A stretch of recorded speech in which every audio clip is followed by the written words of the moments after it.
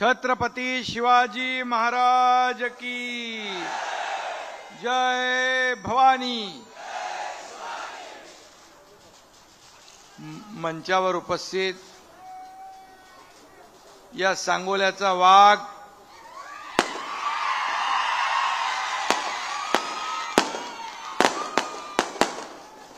जख्मी शेर है, जख्मी शेर। क्या करता है मालूम है ना? शहाजी बापू, माळशिरसचे आमदार उत्तमराव जानकर, अरे बनकर,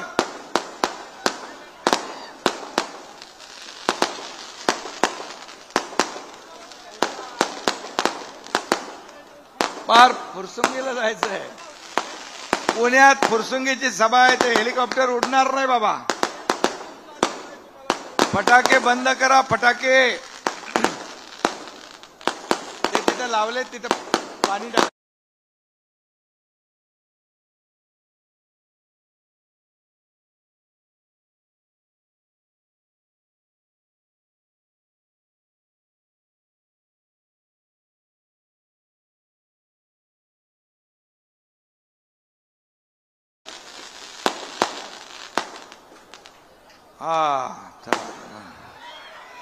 अरे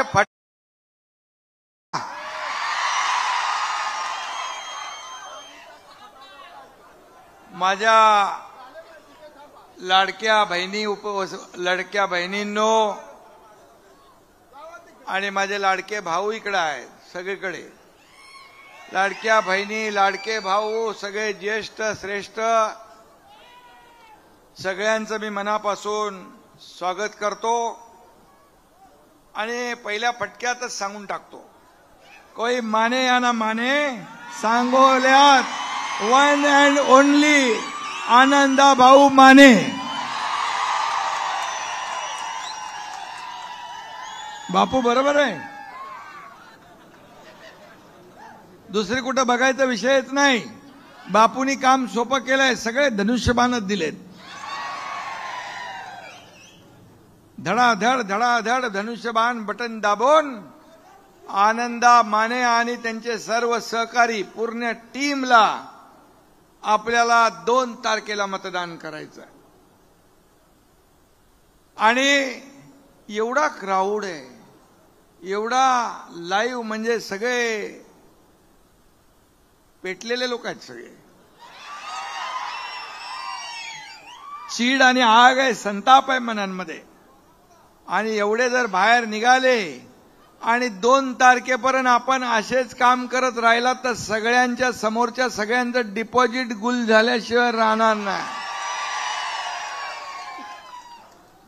मला अनुभव आहे, निवडणुकीमध्ये मी अनेक प्रचार केलेत आणि एवढ्या मोठ्या संख्येने तुम्ही वरती पण आहे, तिकडं पण आहेत, पार तिकडं नजर पोचत नाही तिथपर्यंत सगळं ऍडजस्टमेंट करायची काय गरज लागली नाही तर खुर्च्या बिरच्यांची इतर लोकांना लागते ना। आणि सगळे जे आलेत हे सगळे बापूच्या प्रेमापोटी आले, कुणाही भाड्याने घेऊन आलेलं नाही। आणि म्हणून सांगोल्याचा विचार पक्का आहे आणि सांगोल्याचा विकासाचं एकच निशाण आहे, ते म्हणजे शिवसेनेचा धनुष्यबाण।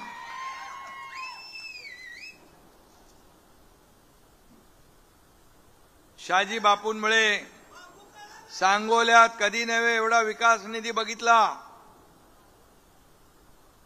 आणि मी मुख्यमंत्री होतो त्यावेळेस बापू कागद घेऊन यायचे आणि मी धडाधड मंजुऱ्या द्यायचो।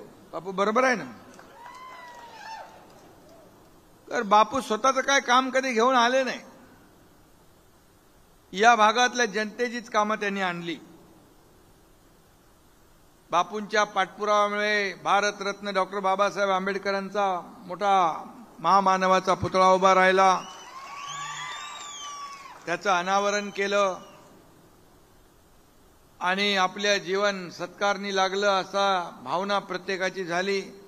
इथं छत्रपती शिवाजी महाराजांचा अश्वारूढ पुतळा आहे. त्याला पैसे दिले ना आपण?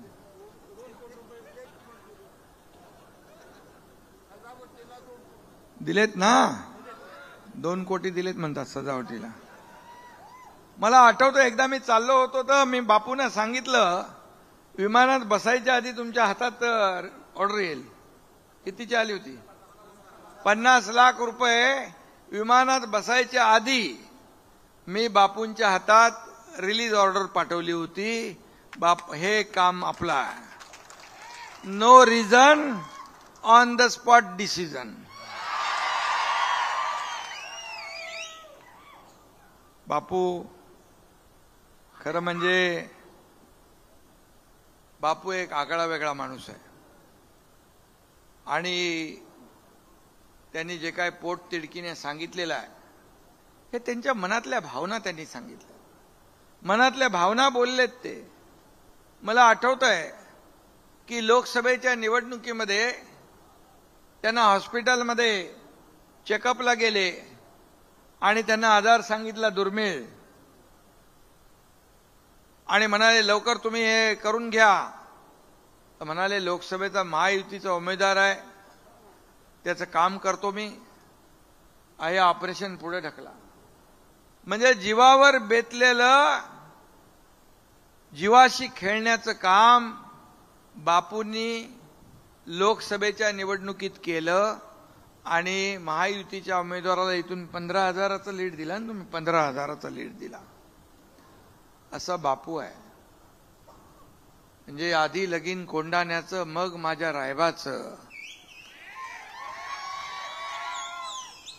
अशा बापूचा काही मित्रांनी विश्वासघात केला असला तरी सुद्धा हे 1 मिनिट एकच मी सांगतो, तुमचा कार्यक्रम केला असं त्यांना वाटत असेल, पण तुमच्या मागं हा एकनाथ शिंदे उभा आहे. आणि बापूकडे श्रद्धा सबुरी आहे. आणि बापू हा लोकांमधला आहे. बापू हळवा आहे. त्याला त्रास होतो या सगळ्या गोष्टीचा. आम्ही सगळे जे काय लोक आहोत ते लोकांना मदत करणारी लोक आहोत. सर्वसामान्यांचे सुखदुःख वाटून घेणारी लोक आहोत.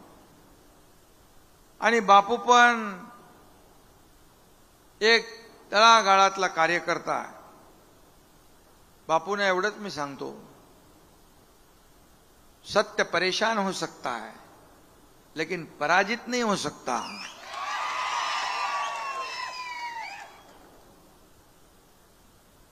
उत्तमराव जानकर यांनी देखील काय काय सगळे प्रसंग सांगितलेले आहेत. आता बापू उत्तमराव जानकर पण तुमच्या साथीला आहेत. त्यामुळे 1 से 7 में हाथ बढ़ाते आगे बढ़ो.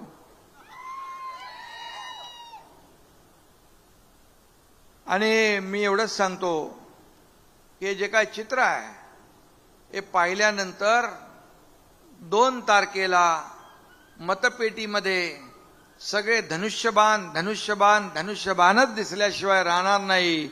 आणि 3 तारखेला विजयाची पताका इथं फडकल्याशिवाय राहणार नाही असा विश्वास या ठिकाणी व्यक्त करतो. हाय माझ्या लक्षात आहे.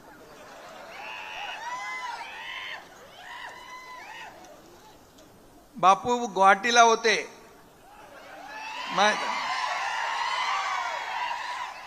काय ते झाडी, काय ते डोंगर.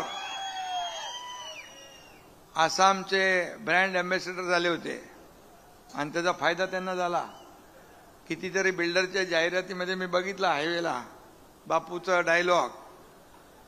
आणि आता बापूचा डायलॉग काय ते मतदार, काय तो विजय.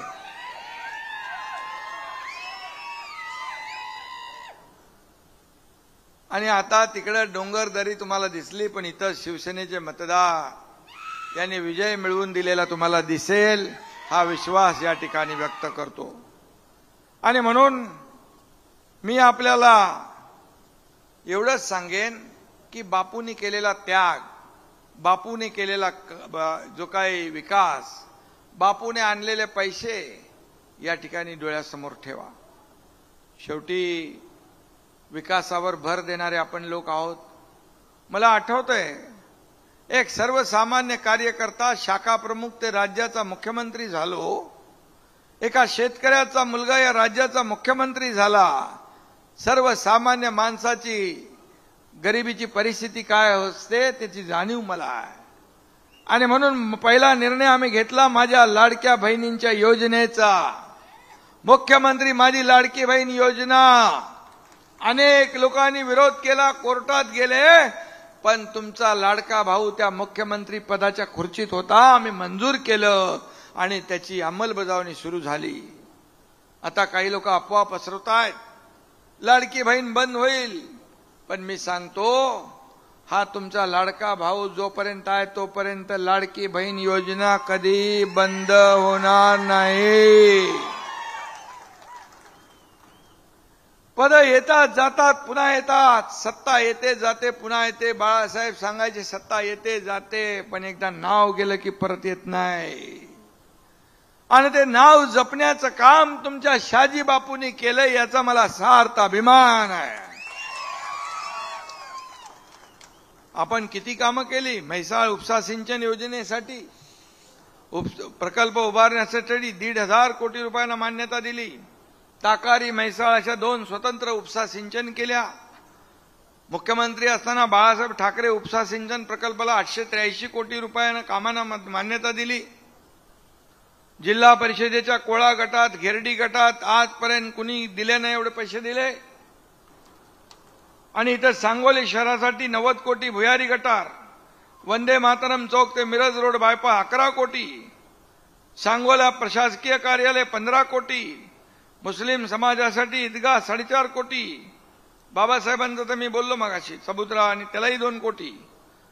त्या किती आहे. व्यापारी संकुल 18 कोटी, शिवाजी महाराज सुशोभीकरण 2 कोटी, राजमाता अहिल्यादेवी होळकर सभागृह 4 कोटी, सांगोला नवीन प्रशासकीय भवन 3 कोटी, विविध जाती धर्माच्या बांधवांसाठी समाज मंदिरं 13 कोटी, आठवडा बाजार 1.5 कोटी, सांगोला शहर वाडी वस्त्यांच्या विविध रस्त्यात 10 कोटी. कधी घेतले एवढे तुम्ही?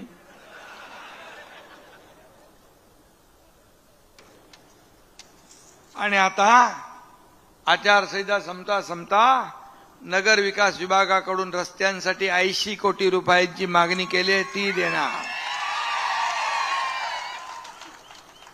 तेही देणार. शेवटी विकासाला चालना देण्याचं काम आपण केलंय.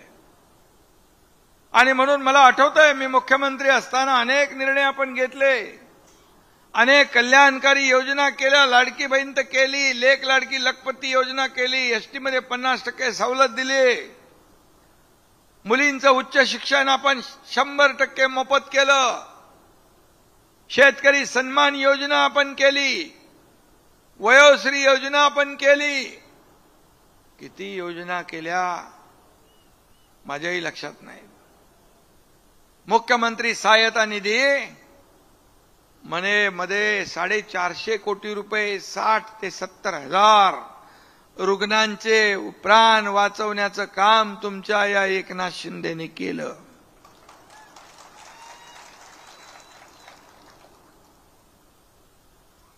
कधी या हाताचं दिलेलं या हाताला मी कळू दिलं नाही. आणि म्हणूनच जे 2.5 वर्षात आपण काम केलं, माझ्या लाडक्या बहिणींनी, लाडक्या भावांनी, शेतकऱ्यांनी महायुतीमध्ये एवढा महायुतीला विधानसभेत आतापर्यंतच्या इतिहासामध्ये कधी 232 जागा मिळाल्या नव्हत्या, त्या तेवढ्या जागा मिळवून दिल्या. उत्तमराव बरोबर आहे ना? उत्तमराव विकास बघून, डेव्हलपमेंट बघून शाजी बापूंची तुमची दोस्ती झाली आहे. तुमची दोस्ती मनापासूनची आहे, त्यात स्वार्थ नाही काय. आणि म्हणून मी एवढंच सांगे, आता काहीतरी 78 कोटीची वैशिष्ट्यपूर्ण योजना पण आहे का आपली, आणि ड्रेनेजची 97 कोटी. जेवढ्या योजना असतील बापू, तुम्ही काम करा आणि मागणी करा, आणि सांगोल्याच्या विकासाचं जे तोरण शाजी बापूंनी लावलंय ते पूर्ण करणं हेच आमचं धोरण आहे, हेच आमचं धोरण आहे, दुसरं नाही. आणि म्हणून उमेदवाराच्या बाबतीमध्ये तुम्ही बोलला, सगळा इतिहास आपण काढलेला आहे, त्याच्यामध्ये मी काही जाऊ इच्छित नाही. पण आपल्याला एवढंच सांगतो की कल्याणकारी योजना आपण केल्या, आणि सांगोलाकरांच्या आयुष्यामध्ये आमची एवढीच इच्छा आहे, जी उर्वरित कामं आहेत ती देखील केली पाहिजे.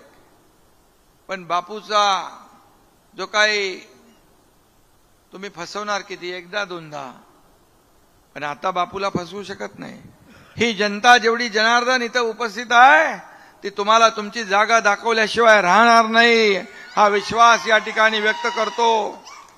मी पायाला भिंगरी लावून 2.5 वर्ष फिरलो महाराष्ट्रामध्ये, सर्वसामान्य लोकांना भेटलो, सर्वसामान्य लोकांच्या बरोबर संवाद साधला. शासन आपल्या दारी आपण घेऊन आलो. शासन आपल्या दारी हा जी काय संकल्पना आहे, काय योजना पहिल्या नव्हत्या, लाभ पहिले नव्हते, लाभार्थी पहिले नव्हते होते, पण कटकट नको, फेरफटका नको, चक्रा नको म्हणून लाभार्थी सोडून द्यायचे. मग आम्ही शासन आपल्या दारी, लोकांच्या दारी शासन घेऊन गेलो. 4 कोटी लोकांना त्याचा फायदा झाला. 4 कोटी. कोणाला ट्रॅक्टर, ट्रेलर, लाडक्या बहिणींना, शेतकऱ्यांना, सगळ्यांना योजना. बाळासाहेब सांगायचे, कार्यकर्ता घरात नाही लोकांच्या दारात शोभून दिसतो. तोच त्यांचा आदेश वंदनीय मानून आम्ही काम केलं. आणि म्हणूनच या राज्यामध्ये न भूतो न भविष्यतो अशा प्रकारचं यश मिळालं. आणि म्हणून या ठिकाणी मी आपल्याला एवढंच सांगेन की बापू तुमच्या बरोबर सगळे आपण आहोत. आता फक्त तुम्ही जे सांगितलंय या सर्व लोकांना तुम्ही फक्त एवढंच करा, 2 तारखेपर्यंत डोळ्यात तेल घालून काम करा. 2 तारखेपर्यंत मेहनत करा. बापू तुमच्यासाठी पुढचं सगळं आयुष्य तुमच्यासाठी पणाला लावतील, हा विश्वास मी देतो. आणि या ठिकाणी आपला म्हणजे विजयाचा गुलाल आपल्याला उधळायचा आहे. आणि जोपर्यंत समोरच्यांचा निकाल लागत नाही, बरोबर ना, तोपर्यंत झोपायचं नाही. मला लोक विचारतात तुम्ही कधी झोपता? बोलो मी दुसऱ्यांच्या लोकांच्या झोपा उडवण्यासाठी आहे. प्रश्न आहे लोकांना, तुम्ही कधी या, 2 वाजता या, 3 वाजता या, 4 वाजता मी भेटतो आणि सकाळी परत आपल्या सभा चालू असतात. बोले एवढं कसं काय करता? मी म्हणतो जेव्हा मी जातो, ही जनता जी आहे, ही जनता माझं टॉनिक आहे, ही जनता माझं ऊर्जा आहे, प्रेरणा आहे. त्यामुळे मला काही होत नाही. जनता जोपर्यंत माझ्या बरोबर आहे तोपर्यंत मला कसली चिंता नाही. सत्ता संपत्ती किती मिळवली, प्रॉपर्टी किती कमावली, यापेक्षा माणसं किती कमावली आणि माणसांचं प्रेम किती कमावलं हे महत्वाचं आहे, हे महत्वाचं. आणि म्हणून बापूंनी हे कमवलंय, म्हणून एवढ्या मोठ्या संख्येने आपण आलेला आहात. आणि म्हणून मी आपल्याला एवढंच सांगतो, बापू को अकेला मत समझो, बापू को अकेला मत समझो. बापू डरने वाला नहीं, डराने वाला है, और मैदान में उतरकर लड़ने वाला है. ऐसा बापू है. आणि म्हणून बापू तुम आगे बढ़ो, मैं हूं तुम्हारे साथ, मैं भी बाला साहब का चेला हूं, मेरा नाम है एकनाथ, मैं साथ में हूं, चिंता मत करो. आणि म्हणून अरे थांब,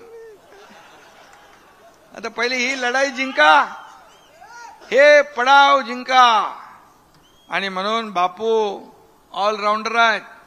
गुवाहाटीमध्ये चिंतेमध्ये, सगळे टेन्शनमध्ये, कोणी कशामध्ये, कोणी मजाकमध्ये, कोणी आनंदात, कोणी कसा, पण बापू सगळ्यांना हसवायचे, बापू सगळ्यांना खुश करायचे, बापू सगळ्यांना एकदम ताकद द्यायचे. आणि म्हणून बापू ऑलराऊंडर आहेत. बापू कपिल देव पण आहे, बापू सचिन तेंडुलकर पण आहे, बापू धोनी पण आहे. आणि मला विश्वास आहे बापू मारतील छक्का आणि धनुष्य बाणाचा वाढेल मताचा टक्का. बरोबर आहे. अजून काय बोलायचं आहे? आणि विरोधकांना पण बापूंनी सांगितलंय, अरे विरोधकांनो, सांगोला आहे भगव्याचा टापू, सांगोला आहे भगव्याचा टापू, आणि इथला सचिन तेंडुलकर आहे शाजी बापू.